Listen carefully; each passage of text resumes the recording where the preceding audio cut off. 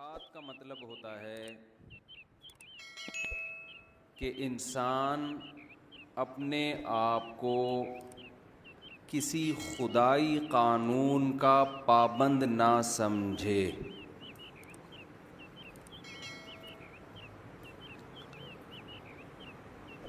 اس کے لیے اسے خدا کا انکار کرنا پڑے تو وہ انکار کرنے پہ بھی راضی ہے.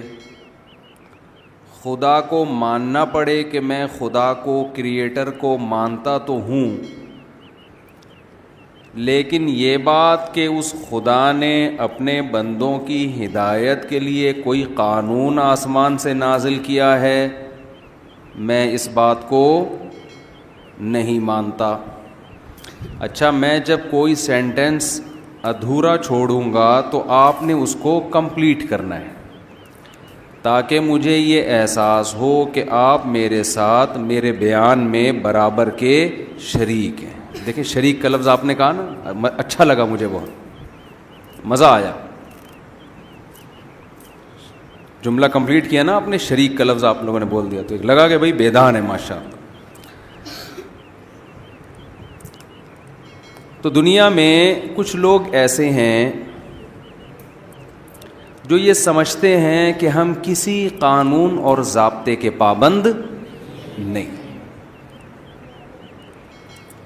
اچھا، ایک قانون ایسا ہے جس کے سب پابند ہیں، وہ ہے ملکی قانون. اس میں کوئی یہ نہیں کہتا کہ میں ملکی قانون کو نہیں مانتا. جتنے بھی لبرل لوگ ہیں، جو نام نہاد لبرل جسے ہم کہتے ہیں، آزاد خیال لوگ ہیں، ان میں کوئی بھی یہ دعویٰ نہیں کرتا کہ میں کسی ریاست کے لاء کو بھی نہیں مانتا، میں آزاد ہوں. یہ تحریک کہیں نہیں چلتی.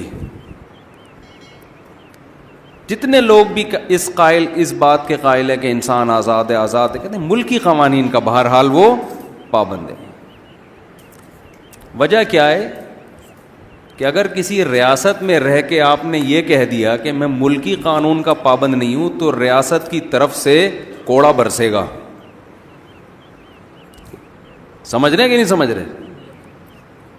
ریاست چھوڑے گی نہیں. ریاست کہے گی جب تم ریاست میں رہتے ہو تو ملکی قانون کو تمہیں فالو کرنا پڑے گا.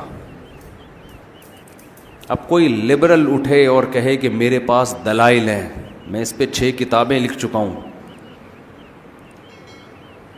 ہیومن رائٹس اور ویمن رائٹس کے نام پہ کہ آزادی ہے، تو میں نہیں مانوں گا. میں عورت کے حق کے لیے لڑوں گا کہ عورت بھی ریاست کے قانون کی پابند نہیں ہے. تو کیا کوئی ریاست کہے گی کہ لاؤ ذرا وہ 6 کتابیں، ہم بھی آپ کی وہ 6 کتابیں پڑھیں، دیکھیں شاید اس میں کوئی مضبوط دلائل ہوں؟ کوئی ہے ایسی ریاست؟ بولو نا. وہ نہیں مانیں گے. بھائی تمہاری ایسی کی تیسی یار، تو 6 کتابیں، تو 6000 بھی لکھ دے، ملک میں رہنا ہے تو ملکی قانون کو فالو کرنا پڑے گا. جو لوگ خدائی قانون کو نہیں مانتے نا، قرآن ان کے بارے میں پتہ ہے کیا کہتا ہے؟ بل ادارک علمہم فی الآخرہ بل ہم فی شک منہا بل ہم منہا عمون. اصل بات یہ نہیں ہے کہ ان کو دلائل سے سمجھ میں نہیں آ رہا. جو ہمارے نام نہاد لبرل لوگ ہیں وہ کہتے ہیں مذہب کی پابندیوں کو نہیں مانتے. یہ کیا مذہب نے کہا یہ کھاؤ یہ نہ کھاؤ؟ بھائی کتا کھا لو اگر اس میں پروٹین ہے تو کیا خرابی ہے؟ جو لوگ مذہب کو نہیں مانتے ان کی نظر میں کتے میں اور گائے میں دم کے علاوہ کوئی فرق ہے؟ بولو نا. سائز کا فرق ہے، کتا چھوٹا ہوتا ہے، گائے بڑی ہوتی ہے، اس میں گوشت زیادہ ہے، کتے میں کم ہے. گائے کے دم ہوتی ہے لمبی لیکن اتنی خوبصورت نہیں ہوتی جتنی کتے کی ہوتی ہے، گول دم ہوتی ہے، خوبصورت. یہ فرق ہے. حلال حرام کا فرق نہیں. کہتے ہیں حلال حرام کیا ہے؟ لیگل ہے اللیگل ہے. گورنمنٹ نے اگر پرمیشن دی ہے تو کھا لو، گورنمنٹ کہتی ہے نہیں اللیگل ہے تو نہیں کھاؤ.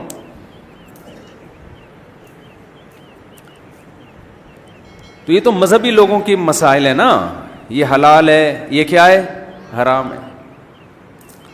لبرل لوگوں کے ہاں نکاح میں اور زنا میں کوئی فرق بولو نہیں، میوچل انڈرسٹینڈنگ سے جو جس کے ساتھ چاہے۔ اب تو ہی اور شی کا فرق بھی ختم کر دیا، اب تو ہی اور شی کا بھی فرق ختم کر دیا۔ بل پاس کروا لو، جو چاہے لکھوا لو، یہ میرا شعر ہے، بل پاس کروا لو جو چاہے لکھوا لو۔ پہلی دفعہ میں نے کوئی شعر کہا ہے۔ اپنے آپ کو ہی شو کروانا ہے تو ہی شو کروا لو، شی شو کروانا ہے تو شی شو۔ مذہب پابندی لگاتا ہے بھائی، جو ہی ہے وہ قیامت تک ہی کا ہی رہے گا۔ تغییر خلق اللہ، اللہ کی تخلیق کو بدلنے کی آپ کو مذہب میں پرمیشن نہیں ہے۔ یہ نہیں کہ پورا ہی سے شی بن جائے، یہ تو بہت دور کی بات ہے۔ جو آپ کی باڈی کے لوازمات ہیں نا، جو نیچر کا حصہ ہیں، ان میں آپ ڈینٹنگ پینٹنگ کا کام کر کے ان میں کانٹ چھانٹ نہیں کر سکتے۔ ہی کو شی بنا دینا تو بہت ہی بڑا جرم ہے۔ نبی صلی اللہ علیہ وسلم نے فرمایا لعن اللہ المتفلجات، وہ عورتیں جو دانتوں میں گھسائی کر کے خلا پیدا کرتی ہیں، ان عورتوں پر اللہ کی لعنت۔ اللہ نے دانت جوڑ کے پیدا کیے تھے، انہوں نے دانتوں کی قدرت کی ڈیزائننگ کو کیا کر دیا، چینج، اس پر اللہ کی لعنت۔ میں سمجھا پا رہا ہوں؟ تو جو مذہب آپ کے دانت اگر ملے ہوئے ہیں ان کو کھولنے کی اجازت نہیں دے رہا، وہ ہی کو شی ہونے کی اجازت دے دے گا یا شی کو ہی بننے کی اجازت دے دے گا؟ تغییر خلق اللہ، آپ کی ناک قدرتی طور پر تھوڑی موٹی ہے، آپ نے آپریشن کرا کے باریک کرا دی، اسلام میں اس کی اجازت نہیں ہے۔ گورے تو کراتے ہیں، پلاسٹک سرجری سے مائیکل جیکسن پورا ہی چینج ہو گیا تھا کہ نہیں ہو گیا تھا؟ جب مائیکل جیکسن پیدا ہوا کالا تھا، اندھیرے میں نظر نہیں آتا تھا، اس کی اماں تلاش کرتی تھی کدھر ہے، لائٹ جاتی، ان کے یہاں لائٹ جاتی نہیں، لیکن اگر کبھی اندھیرا ہوا تو اماں کو نظر نہیں آتا تھا۔ لیکن اس نے اللہ کی تخلیق کو بدلا، اتنا چٹا ہو گیا کہ دھوپ میں نظر آنا بند ہو گیا۔ ایسا ہوا کہ نہیں ہوا؟ ایسا چٹا ہو گیا تھا وہ۔ مائیکل جیکسن کے بچپن کی تصویریں دیکھو اور جب 50 سال کا تھا اس وقت کی دیکھو، آدمی کہتا ہے یہ پورا ہی چینج ہو گیا۔ مذہب اس کی اجازت نہیں دیتا۔ آج خواتین بہت زیادہ مسئلہ پوچھتی ہیں، نسل روکنے کے لیے بچہ دانی نکلوا دینا آپریشن کر کے۔ بھئی یہ جائز نہیں ہے، تغییر خلق اللہ ہے نا۔ عورت میں جو تولید کی اللہ نے صلاحیت رکھی ہے، اس صلاحیت کو جڑ سے ختم نہیں کیا جا سکتا۔ یہ تو جڑ سے ہی ختم، یہ تو عورت ہی، وہ جو اس میں ایک صلاحیت اللہ نے رکھی تھی وہ کیا ہو گئی، ختم۔ لبرل لوگ بولیں گے اس میں کیا جا رہا ہے بھائی، ان کا پرسنل معاملہ ہے، وہ بچے پیدا کرے نہ کرے، ڈاکٹر صاحب نے اگر آپریٹ کر دیا تو پرسنل ہے نا۔ ہم کہتے ہیں چائنا والے کا کتا کھانا پرسنل معاملہ ہے کہ نہیں ہے؟ پرسنل ہونے کے باوجود مذہب اس کو اجازت نہیں دیتا۔ کیوں؟ انسان اپنی باڈی کا مالک نہیں ہے، اس کا مالک کوئی اور ہے۔ جو مذہب کسی چائنا والے کو کتا کھانے کی اجازت نہیں دیتا، وہی کسی عورت کو بچہ دانی نکلوانے کی اجازت نہیں دیتا۔ آپ کتنے ہی دلائل کے انبار لگا دیں۔ تو مذہب میں جگہ جگہ ریسٹرکشنز ہیں، پابندیاں ہیں، یہ کھاؤ یہ نہ کھاؤ، کلوا من الطیبات واعملوا صالحا۔ یہ مائک کی آواز مجھے خود سمجھ میں نہیں آ رہی ہے، کچھ اس کو سیٹنگ پہ لے کر آئیں۔ بہت شور نہیں ہو رہا؟ اچھا صحیح آ رہی ہے آواز؟ تو مذہب جگہ جگہ پابندیاں لگاتا ہے، یہ کرو یہ نہ کرو، یہ کرو یہ نہ کرو۔ تو اب دنیا میں مذہب سے بغاوت پیدا ہو رہی ہے، خاص طور پر ہمارا پڑھا لکھا طبقہ۔ آپ تو سب کراچی یونیورسٹی سے منسلک لوگ ہیں، آپ لوگوں کا ایجوکیشن سے بہت گہرا تعلق ہے۔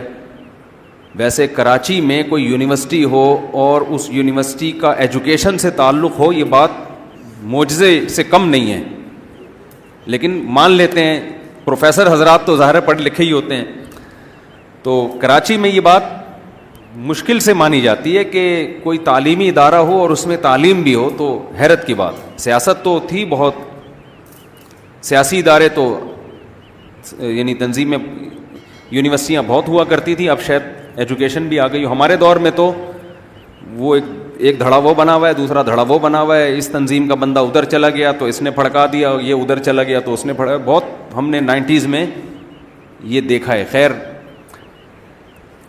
تو آپ کا تعلق ایجوکیشن سے ہے، ایجوکیشن کی فیلڈ میں جب انسان آتا ہے تو صبح و شام سائنس پڑھتا ہے، وہ صبح و شام گوروں کو پڑھتا ہے۔ انسان کی یہ نیچر ہے، جس سے علم لیتا ہے نا اس کے نظریات سے بھی متاثر ہوتا ہے وہ۔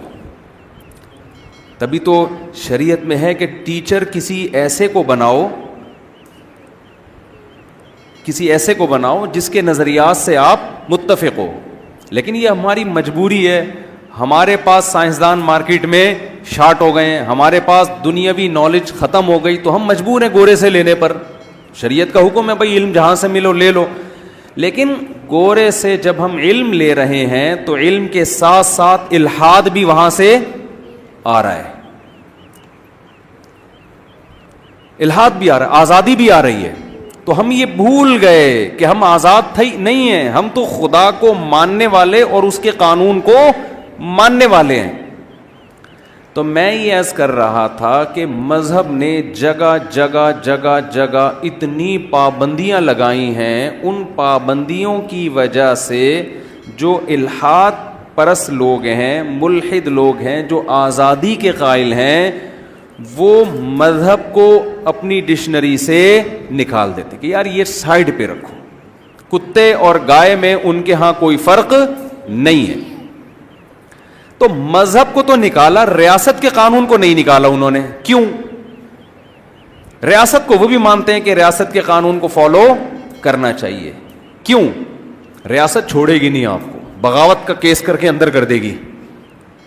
تبھی قرآن کہتا ہے کہ یہ جو مذہبی پابندیوں کو نہیں مانتے، اس کی وجہ ان کی وہ کتابیں نہیں ہیں، ان کے وہ دلائل نہیں ہیں، بلکہ اس کی وجہ یہ ہے کہ ریاست کے قانون کو توڑنے میں خطرہ ہے کہ ریاست انتقام لے گی۔